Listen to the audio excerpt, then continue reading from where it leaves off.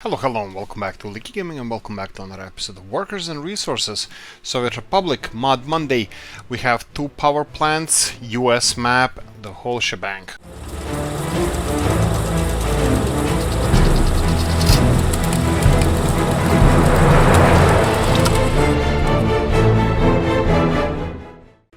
Disclaimer, there's a lot of wonderful mods, you should really go and check all of them out. I just selected some that caught my eye and I will be using them in my Let's Plays, so this is just my personal preference, not promotion of any kind.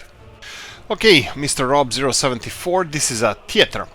This is his jubilee of 100 item he created, and this is a never finished theater in Lublin.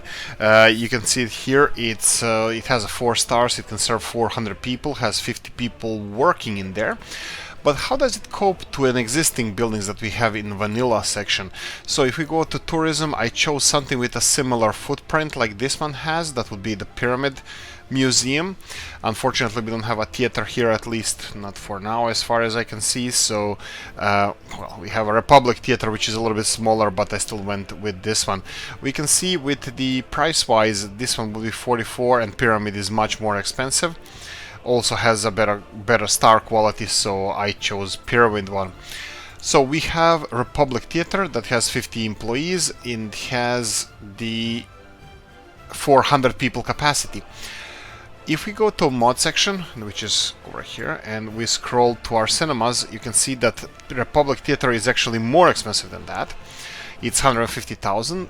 Material-wise, it requires around 64 tons of steel, 500 tons of bricks, 173 tons of boards, and some concrete. Not a lot. We'll see. Maybe it's gonna be enough concrete. 290 tons of concrete, 178 tons of asphalt, and so on and so on. Which compares to the vanilla one that has no asphalt, which is surprising because usually it has some kind of base of asphalt. But anyway, it's a little bit more expensive. It serves, let's quickly build it and let's see how it's gonna cope. Let's do it now. As usual, Mr. Rob's building has high details, but let's compare it. This one has 20 maximum workers, and I think it has respectably lower amount of potential visitors, but you can see the size of the buildings anyway. This is a classic Mr. Rob's, and it's a really high detailed map, and it's really a high detailed model, and it's really beautiful. You have a link and more details in the description of the video. Mr. Toprus 100, Toprus Gwiazda Highriser. This is a building inspired on a series of high-rises found in the center of Katowice. They are known for their unique shape, for which the building got the nickname Gwiazda, or stars. I'm not going to read the description of the video, it's up to you to go and check out his model.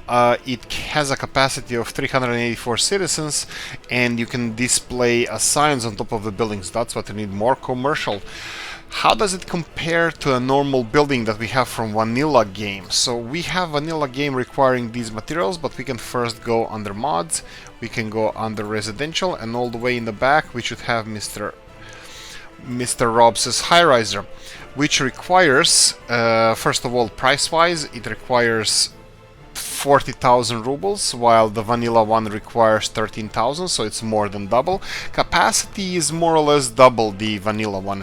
The vanilla one has 189 and the Mr. Toprus has 384, so more or less double. Price is more than double, and the amount of concrete required is 65 tons, while 22 tons is required for the vanilla one.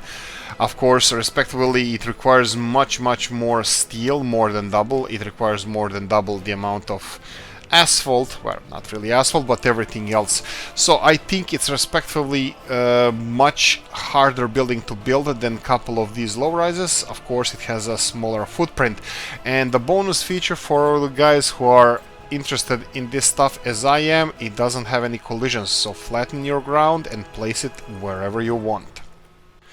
1930s coal power plant by Comrade Joe, or power plant by Comrade Joe. This mod proposes a coal fueled power plant that is more adapted to early starting date of the games. I have modeled it after a Novorossiysk regional power plant inaugurated 1930 in the Black Sea region from a single old photograph, so non-visible parts are extrapolated. Right, so this is a power plant. It's an old school power plant. It has really nice details. Even some. Do you have broken windows? No broken windows, but they're quite dirty and tinted. Right, so what's with this? It's a smaller one and also has another model. It has a heating extension. This is a separate building to this. It creates heating out of thin air, but it's modeled to be used next to this building and uses the heat from it to heat the neighborhood. It actually has a little bit on a big side the amount of heating here. I'm not sure how realistic that is, but comparable to a price to a normal power plant, that would be let's compare it from the mod section, the production.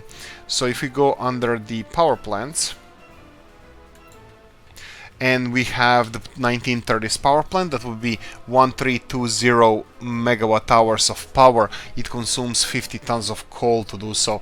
What about vanilla? Vanilla one produces a little bit more electricity, and it consumes half the amount of coal. So if you wish to use something like this, bear in mind it's gonna cost you a lot.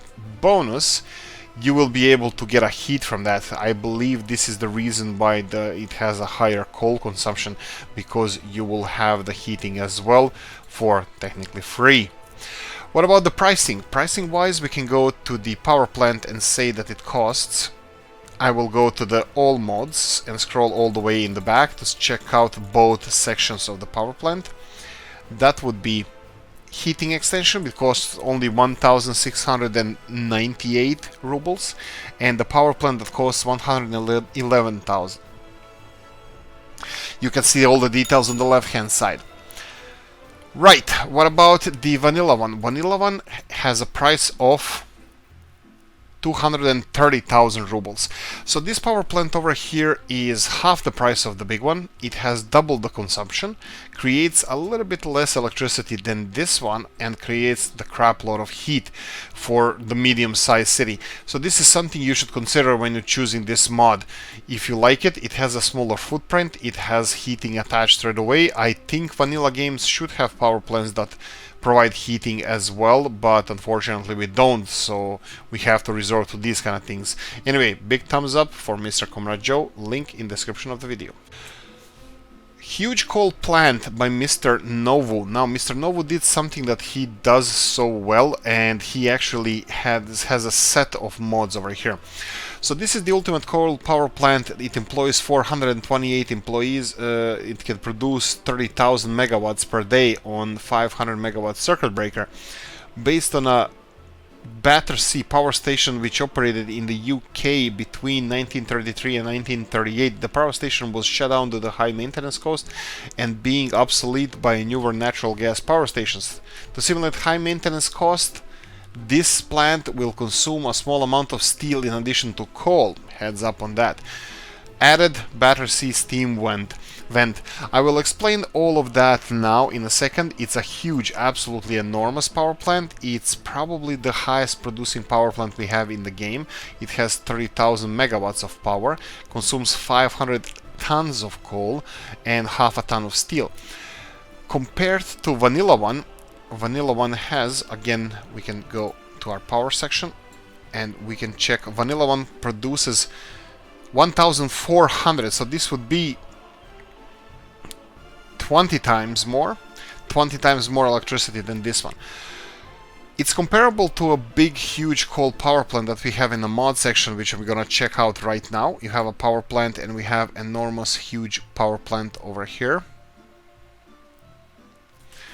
If I can just find it.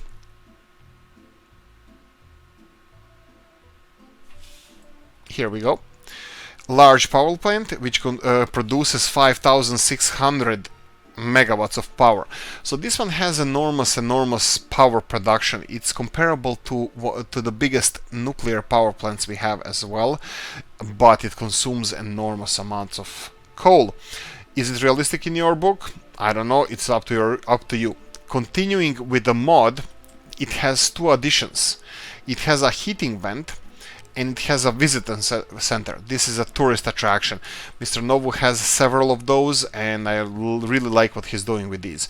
Usually these buildings have their own position in the front of the power plant, so you can place it anywhere you want in front of the power plant, and it doesn't have any collisions, so you can place it even in the power plant grounds.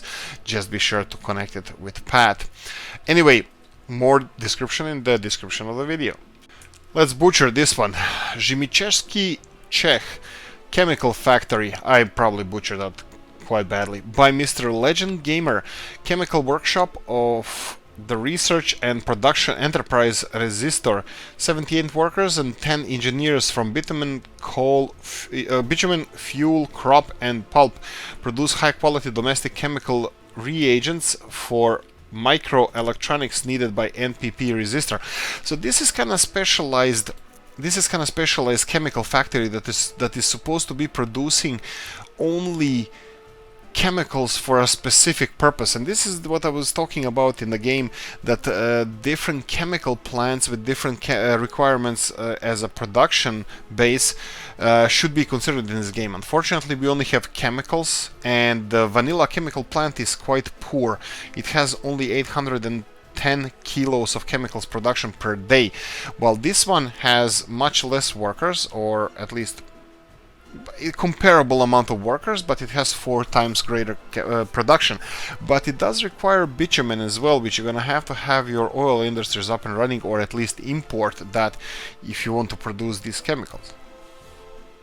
Mr. Legend Gamer, check out description of the video below, but the last thing I wanted to show you, the amount of resources that you need to construct it. If you go to your mod section, if you go to your factories, you scroll all the way in the back. It's in the back for me because this is where my construction will be, because it's the last mod I have. 51,000 rubles, and if we turn this off, you can see that it requires a lot of different materials.